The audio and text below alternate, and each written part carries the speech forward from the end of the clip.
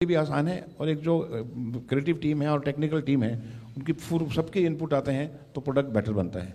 पहले एक बोझ एक डायरेक्टर के ऊपर था, प्रोडक्शन मैनेजर का भी काम वो कर रहा है, सब भाग भी रहा है और डेट्स भी ले रहा है, बेच भी रहा है, मार्केटिंग भी कर रहा है, सब कुछ कर रहा है, लिख भी रहा है साथ में कहानी, साथ में मार्केटिंग की बात कर रहा है। तो इतना बोझ था हम लोगों के ऊपर उस वक्त कि उस वक्त में अगर हमने फिल्में बना दी तो मुझे लगता है कि हम बहुत महान थे। और रोल्स भी कर रहे हैं। Sir, my question is for Farhan sir. Sir, I would like to have your views on Mr. Subhash Ghai as an educationalist.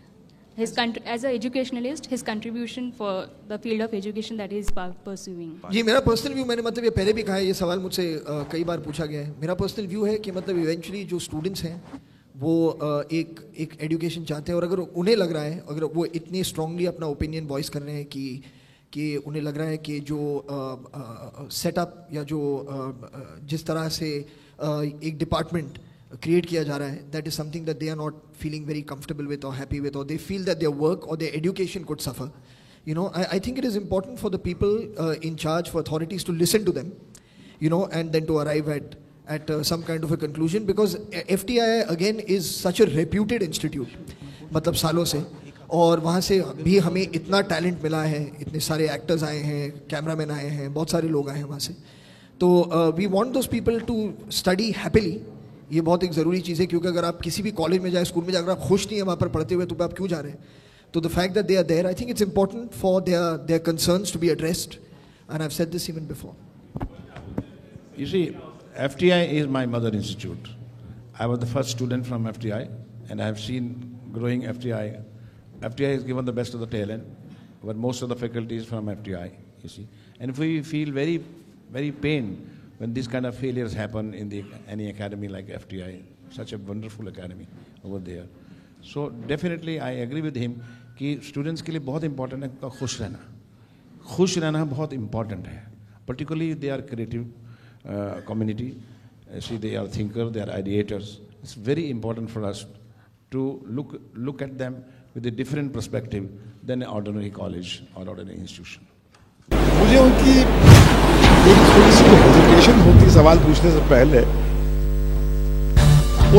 वो देख के मुझे बड़ा प्यार आता है उनके पर। वो कहीं पर हमको हमारी अपनी याद दिलाती कि एक पूरे फुल हाउस में जब हम किसी बड़े सो कॉल्ड ग्रेट आदमी से सवाल बड़े अनश्योर फील करते थे, मगर पूछते थे, वही कहा ये सवाल पूछने का जो जज्बा है विद सो कॉल्ड सेलिब्रिटी, ये बहुत इम्पोर्टेंट है, उसको जिंदा रखना।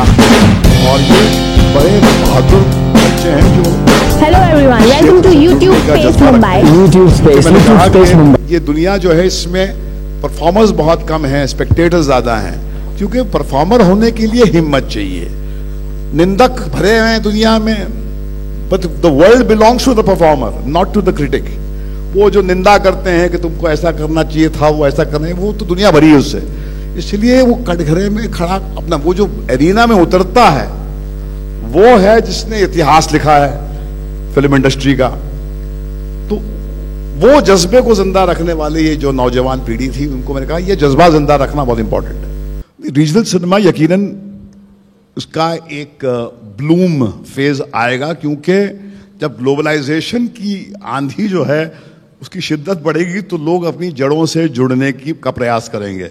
अपनी पहचान जो है कहीं पर आपके रीजन से, आपके प्रांत से कनेक्टेड है, तो आप अपने आंगन की बात करेंगे, अपनी ज़बान की बात करेंगे, उस लहजे में बोलने की बात करेंगे, तो जाहिर वो सिनेमा बनेगा।